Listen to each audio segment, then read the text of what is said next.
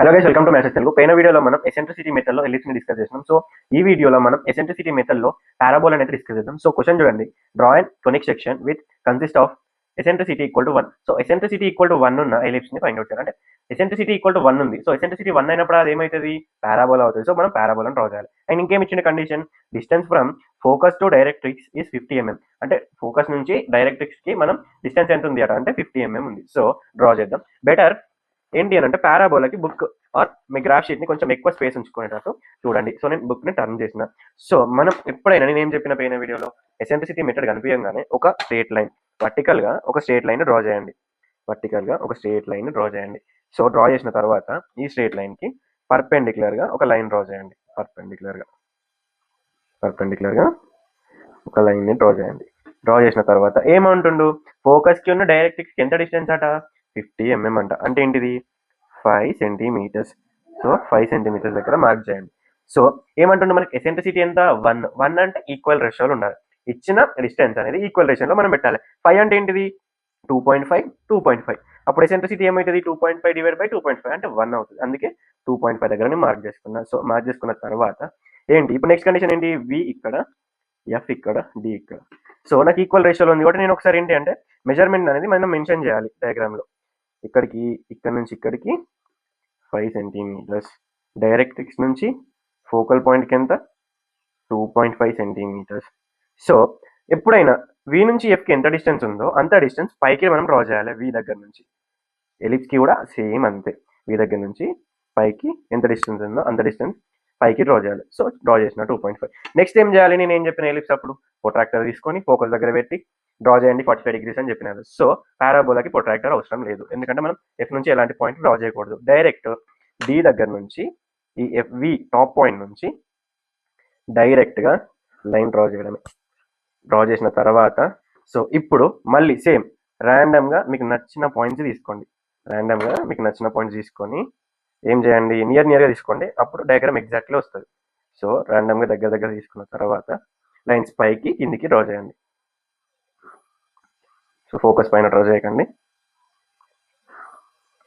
నియర్గా మీకు నచ్చిన points draw చేయండి. ఓకే, చేసిన తర్వాత ఇప్పుడు సేమ్ నెంబరింగ్ ఇవ్వండి. వీని 0, 1, 2, 3, 4, 5, 6, 7. ఇక్కడ 0 dash, 1 dash, 2 dash, 3 dash, 4 dash, 5 dash, 6 dash. So 6 వరకు లాస్ట్ తీసుకుంటున్నాను నేను. సో ఇప్పుడు కంపాస్ తీసుకొని వి అంటే లైక్ 0 డాష్ మెజర్మెంట్ తీసుకొని ఫోకల్ పైన పెట్టి పైన కింద. సో మనకి ఎగ్జాక్ట్ ఎక్కడ వస్తుంది, పి దగ్గరనే వస్తుంది. నెక్స్ట్ 1 డాష్, 1 డాష్ మార్క్ తీసుకొని ఫోకల్ దగ్గర పెట్టుకొని 1 బార్ని తీసుకొని పైన కింద కట్ చేయండి. నెక్స్ట్ 2 డాష్ డిస్టెన్స్ తీసుకొని ఫోకల్ పైన పెట్టి పైన అండ్ కింద, పైన అండ్ కింద. నెక్స్ట్ 3 డాష్ ఎఫ్ పైన పెట్టి పైన అండ్ కింద. నెక్స్ట్ 4 డాష్ ఎఫ్ పైన పెట్టి పైన అండ్ కింద. నెక్స్ట్ 5 డాష్, సో పైన అండ్ కింద. సో మనం 4 డాష్ని రివర్స్లో పెట్టినట్టున్నాం, 5 పైన ఎగ్జాక్ట్గా తీసుకున్నాం. 4 డాష్ తీసుకొని 4 పైన కట్ చేయండి. సో నెక్స్ట్ పాయింట్స్ ఒకసారి దాపే తీసుకొని 1, 2, 3. సో జాయిన్ చేయండి.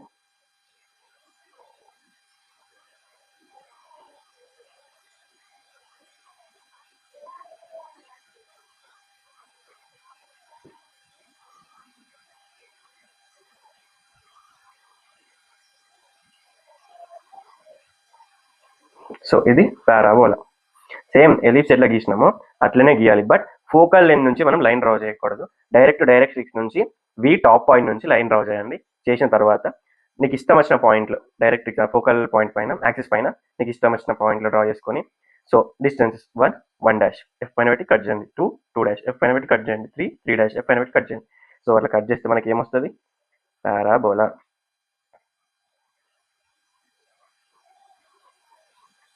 వస్తుంది.